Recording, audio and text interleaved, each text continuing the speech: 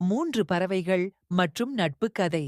ஒரு காட்டில் செந்தாமரை, குருவி, கருப்பான், காகம் என்ற 3 பறவைகள் வாழ்ந்தன. அவை மூன்றும் நல்ல நண்பர்கள். தினமும் உணவு பொறிக்கச் சென்று மாலையில் ஒன்றாகச் சேர்ந்து விளையாடின. ஒரு நாள் பருவமழை தொடங்கியதால் அடிக்கடி மழை பெய்தது. இதனால் 3 பறவைகளும் தங்குவதற்கான ஒரு இடம் தேவைப்படும் என நினைத்தன. செந்தாமரை சொன்னது, நாம் ஒரு பெரிய கூடு கட்ட வேண்டும். அதில் நாம் எல்லாரும் தங்கலாம். கருப்பான், நாம் சுற்றிலும் பொருட்கள் தேடிக் கொண்டு வரலாம். இலைகள், கிளைகள், புல் ஆகியவை பயன்படும் என்றது. மஞ்சள், நாம் ஒருவருக்கு உதவியாக இருப்பது அவசியம். அதனால் கூடு விரைவாக முடியும் என்றது.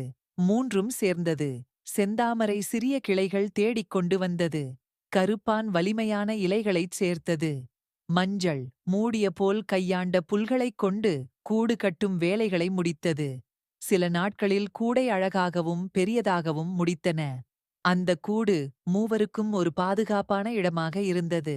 மழை பெய்தாலும் மூவரும் கூடியிருந்து மகிழ்ந்தன. அவை புரிந்து கொண்டன, சிறு வேலைகளையும் ஒருமித்த உழைப்பால் பெரிய வெற்றி அடையலாம். இதன் மூலம் அவற்றின் நட்பு மேலும் பலப்படுத்தப்பட்டது. கதையின் முடிவு: ஒருமித்த உழைப்பும் நட்பும் எந்த சிக்கலையும் வெற்றிகரமாக தீர்க்கும்.